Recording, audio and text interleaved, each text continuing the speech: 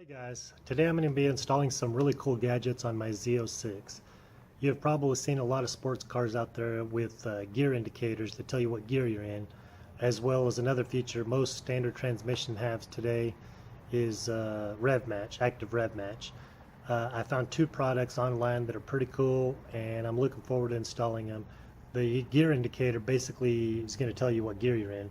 I do track my car and it gets pretty busy out on track sometimes, and you're trying to hit the apexes, not miss your braking points, things like that, and sometimes you'll just forget what gear you're in or shift in the wrong gear. What that thing is going to do is basically tell you what gear you're in. The other item I'm going to be installing is a auto-blip. It's basically a small box that you can adjust and tailor to the different RPMs and how many seconds of delay you want it to blip the throttle as you're approaching your braking zone to downshift into a lower gear. So I'm going to get to it and show you these cool gadgets. So here's the gear selector indicator. It's actually pretty cool. It's only a few wires you hook up. There's two ways you can wire this up. You can wire directly to the vehicle, but I opted for the easier installation, which you can get a OBD2 connector that basically connects to it. It's a simple one-wire program once it's all connected, and it's basically just going to tell you what gear you're in, and it's got a little LED light that lights up that you can program into it at what RPM you redline. So here's the actual connector, OBD2 connector, and I already started to connect it. Comes with about a 3-foot lead. Here's the little LCD display. It's actually a pretty decent size, so should be very visible just underneath the steering wheel. And here is the auto-blip. What's cool about this thing is if you're not good at heel toe or rev matching, this thing is definitely supposed to help you out on track. What I like about it is it's actually made here in the United States. So here's the little control unit.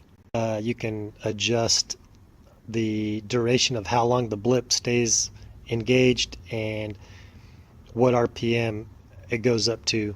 It's pretty straightforward installation. Connect power and ground, one to the brake switch, one to the clutch switch, and a few wires that go to the accelerator pedal. Now this will only work with vehicles with fly-by-wire. If you go to their website, shows you all the different vehicles it works on, everything from the new GT350 Mustangs, Vipers, Corvettes, Subarus, anything that has fly-by-wire, it should work. So I'm looking forward to getting this thing installed. I'm not going to really go over the installation process. The website for both companies and the installation manuals is pretty straightforward. It doesn't look too technically hard as long as you follow the instructions. I know the auto-blip has some pretty good instructions, shows you pictures and whatnot, so I'm just going to get it installed and show you the finished product later. Stay tuned. Thanks for watching.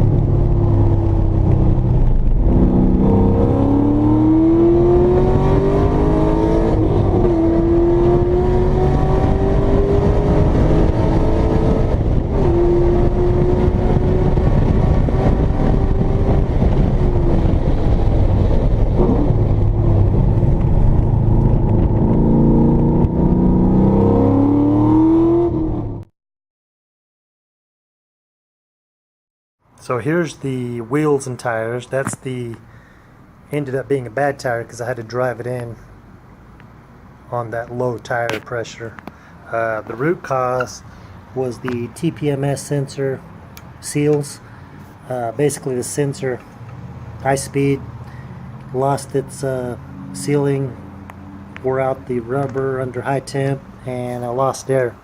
So got the replacement right there. So I'm looking forward to the July 13th night race at Circuit of America. Stay tuned. So as you can see by the video, I didn't get a lot of track time. I had 2 tire pressure monitor sensors leak out air, set me back. Didn't get as many good runs as I thought I was going to be able to. Luckily a buddy of mine stepped in and helped me out by loaning his R7 front tires for me, and I got a session in at the end of the day. But as you can see, the auto blip is pretty cool feature.